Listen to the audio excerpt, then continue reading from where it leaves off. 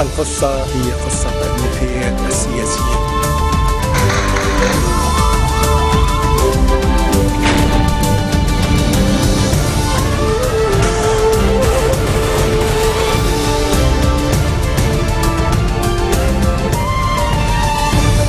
Nouvelle édition de la rédaction, merci d'être au rendez-vous. À la une de l'actualité, la contestation du pouvoir se poursuit à Beyrouth. À la veille d'un grand rassemblement place des Martyrs, des centaines de personnes se retrouvent ce soir à 18h, place Riyad El Sol.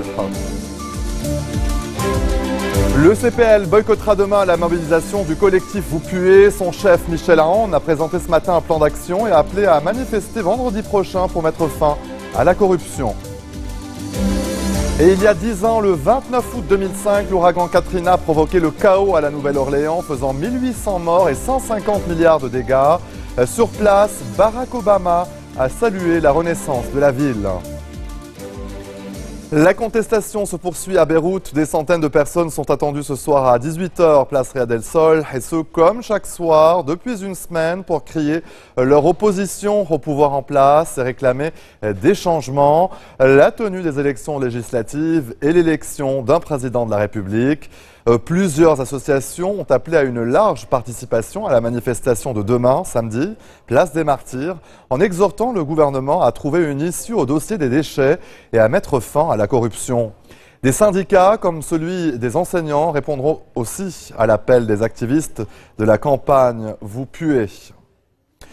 Le ministre de l'Intérieur, Noad Machnouk, a fait ce midi le bilan des émeutes du week-end. Il a admis lors d'un point de presse un usage excessif de la force à l'encontre des manifestants et annoncé qu'une enquête était en cours. Le ministre a par ailleurs accusé des membres de groupes politiques d'avoir infiltré les manifestations pour semer le chaos.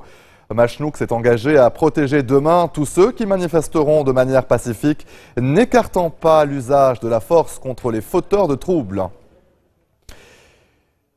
Et le courant patriotique libre a déjà tranché, il ne participera pas demain à la manifestation organisée par le collectif Vous Puez.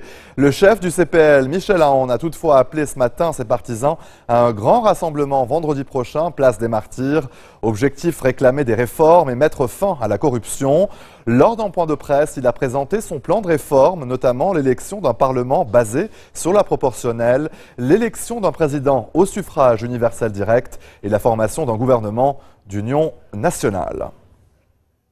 Dans le reste de l'actualité, le cher salafiste Ahmad El-Assir devant le tribunal militaire. Il doit être jugé dans l'affaire des affrontements meurtriers entre ses partisans et l'armée libanaise à Abra, une banlieue de Saïda. C'était en juin 2013. L'imam radical a été arrêté le 15 août à l'aéroport de Beyrouth alors qu'il tentait de s'envoler pour le Nigeria via le Caire en utilisant un faux passeport palestinien.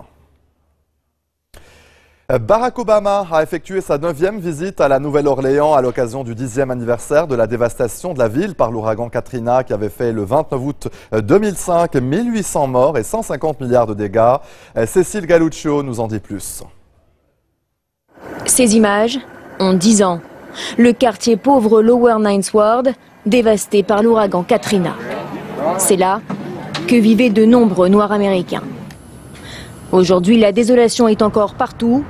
Beaucoup de maisons sont toujours en ruine.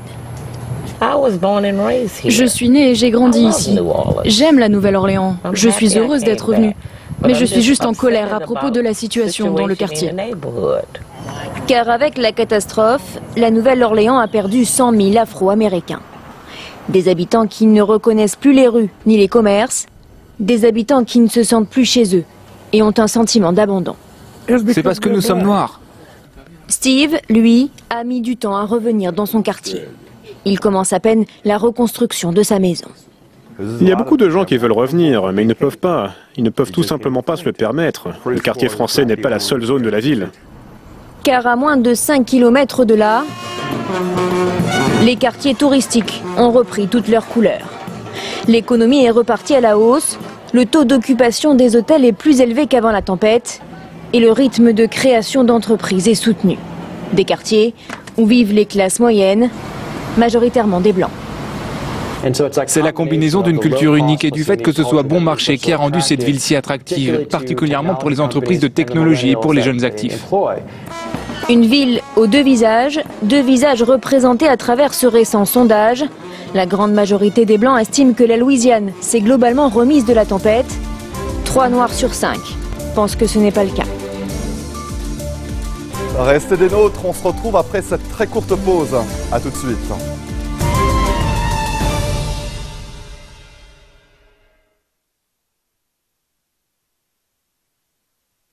Retour sur le plateau de l'info, le Conseil des ministres a appelé hier les municipalités désireuses de traiter leurs déchets et de se faire connaître auprès du gouvernement.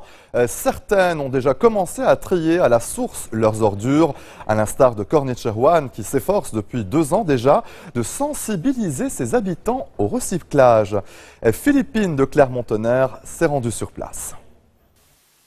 C'est devenu une habitude à Biyada. Dans ce petit village appartenant à la municipalité de Cornichewan, cela fait 2 ans que certains habitants trient leurs déchets. Nous trions nos déchets depuis longtemps. C'est une raison de plus de le faire là, dans la situation actuelle. Comme vous le voyez, chez nous, à la maison, on s'organise pour trier nos déchets, les métaux, les plastiques, les papiers. Pour se faciliter la tâche, André et ses voisins ont acheté des poubelles adaptées au tri auprès de l'association Arc-en-Ciel. Chaque semaine, un camion de la municipalité vient faire le ramassage. Direction ensuite la décharge. Sur ce terrain vague, les sacs sont ouverts et les ordures réparties en 3 tas. Le plastique d'un côté, le carton de l'autre et enfin les métaux. Tous les terrains qu'on a maintenant, c'est des terrains temporaires où on est en train de les utiliser. Ils sont mis à notre disposition par des privés, mais pour 1 mois, 2 mois ou bien des semaines, c'est tout. Mais pour commencer à faire et être vraiment efficace, il nous faut un terrain de 5 000 m² qu'on n'a pas encore. Pour l'instant, 30% des 30 000 habitants de la municipalité participent à l'initiative. Mais la crise des déchets pourrait accélérer le mouvement plus vite que prévu. Je pense que le bon côté de tout ce qui s'est passé, c'est que les gens sont vraiment motivés, la sensibilisation est élevée. Et puis tout le monde vraiment, d'ailleurs avec tous les coups de fil qu'on reçoit de partout, les gens veulent vraiment participer et aider dans ce sens. Après avoir été collectés et triés, les déchets sont acheminés à Babda. Ici, Arc-en-Ciel récupère les bennes de 5 municipalités. Cornichewan, mais aussi Barillas, Ajaltoun, Antoura et Babdat. Dans ce dépôt, l'association effectue un ultime tri. Nous passons faire de la collecte des déchets que vous voyez ici de plusieurs institutions et municipalités. Puis ils sont mis sur les tables de tri où ils sont triés en vue de leur valorisation comme compactage des déchets en attendant que nous les amenons vers les usines de recyclage. Après compactage des déchets, chaque type de déchet est stocké dans une zone bien définie selon leur type. Ici, vous voyez les déchets en plastique, les bouteilles d'eau. De l'autre côté, vous avez le carton et les métaux aussi. Une fois compactés et emballés, les détritus sont prêts à partir pour l'usine de recyclage. Direction Jouret El Balout et Chouefat pour le plastique. Papiers et cartons se répartissent quant à eux sur 3 décharges, situées à Kabelias, Wadi Chaour et Chouefat. Enfin, les métaux seront acheminés vers la grande usine de Charmétal, qui collecte 90% des déchets métalliques dans tout le pays. Bilan de l'opération, 4 tonnes collectées chaque mois auprès des 5 municipalités couvertes par Arc-en-Ciel. La marge est encore grande, l'association affirme pouvoir en collecter 20 fois plus, soit 80 tonnes, si tous les habitants se rallient à l'initiative. Et à présent, avec nous en plateau, Philippine de Clermont-Tonnerre et ses invités pour commenter justement l'actualité et bien sûr l'affaire des déchets. C'est à vous, Philippine. Bonsoir Serge. Paula Abdelhak, Olivia Mamari, bonsoir. Bonsoir. Vous représentez toutes les deux les associations ACT et Arc-en-Ciel qui sont impliquées depuis 2 ans déjà sur le terrain. Paula Abdelhak, vous animez chaque semaine des sessions de sensibilisation mais aussi de formation au tri à la source à Cornichewan. Est-ce que, selon vous, les habitants sont aujourd'hui prêts à changer leurs habitudes? Je m'excuse. Oui, certainement. On peut remarquer que les gens sont beaucoup plus sensibilisés. Et comme si c'était, disons, ils étaient prêts, mais ils ne savaient pas quoi faire. Et maintenant, avec cette histoire et cette crise de déchets, les gens sont vraiment motivés, ils veulent vraiment participer. D'ailleurs, on peut savoir par les coups de téléphone qu'on reçoit, que ce soit nous ou l'association Arc-en-Ciel, des gens qui appellent pour demander comment faire, quoi faire, où on peut décharger. Olivia Mamari, cela fait longtemps qu'Arc-en-Ciel tente de convaincre les municipalités d'adopter le tri à la source.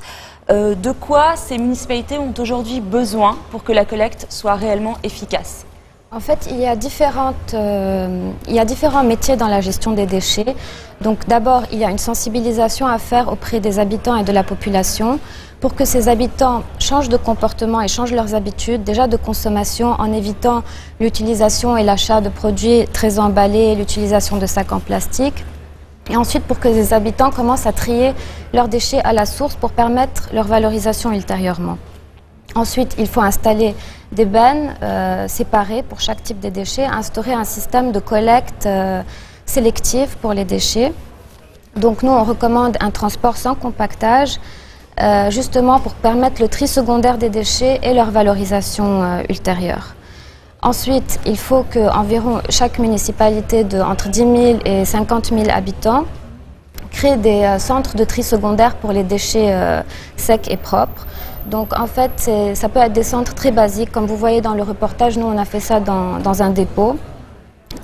Donc il faut juste s'équiper d'un convoyeur pour faciliter le tri et d'un compacteur pour optimiser après le transport des déchets. Il faut aussi, pour les déchets organiques qui constituent la majorité des déchets, il faut aussi une zone de compostage avec un sol bétonné qui empêche les lixiviats de contaminer les nappes phréatiques. Actuellement, les déchets divers, c'est-à-dire ceux qui ne peuvent être ni recyclés ni compostés, peuvent être compactés et stockés en attendant des solutions ultérieures. Soit ils seront transformés en RDF et utilisés comme combustible, soit ils seront enfouis. Et alors hier, le gouvernement a promis un déblocage des fonds aux municipalités qui seraient désireuses de prendre elles-mêmes en charge le traitement des déchets. Est-ce que cette annonce vous satisfait en tant qu'association ? Les municipalités sont les producteurs de déchets, donc il est logique de les responsabiliser sur leur production, mais bien sûr elles doivent avoir le budget qu'il faut et elles doivent respecter des standards. Donc en fait, que ce soit un opérateur qui gère les déchets ou les municipalités directement, le plus important c'est qu'il y ait des standards qui soient respectés pour garantir l'implémentation de bonnes pratiques. Et Arc-en-Ciel, pour appuyer les municipalités dans cette démarche, a développé un guide pour la gestion des déchets municipaux pour les appuyer un peu avec les standards, les bonnes pratiques et les ratios à respecter et des idées de budget. Et vous ne craignez pas que ces fonds soient mal utilisés ? Justement, s'il y a un système de contrôle avec des standards qui garantit la bonne utilisation de ces fonds, et il n'y a pas de peur à avoir s'il y a un bon contrôle. Merci beaucoup Olivia Mamari et Paula Abdelhak d'avoir été avec nous ce soir. Merci. Et voilà pour en tout cas cet entretien. Merci à vous Philippine et à vos invités. Tout de suite, le rappel des titres qui ont marqué l'actualité de cette journée. La contestation du pouvoir se poursuit à Beyrouth. À la veille d'un grand rassemblement place des Martyrs, des centaines de personnes se retrouvent ce soir à 18 h, place Riyad El Sol. Le CPL boycottera demain la mobilisation du collectif Vous Puez. Son chef Michel Aoun a présenté ce matin un plan d'action et appelé à manifester vendredi prochain pour mettre fin à la corruption. Il y a 10 ans, le 29 août 2005, l'ouragan Katrina a provoqué le chaos à la Nouvelle-Orléans, faisant 1800 morts et 150 milliards de dégâts. Sur place, Barack Obama a salué la renaissance de la ville. Merci de votre attention, très bonne suite de programme sur notre antenne et bon week-end à toutes et à tous. القصة هي قصة النهايات السياسية.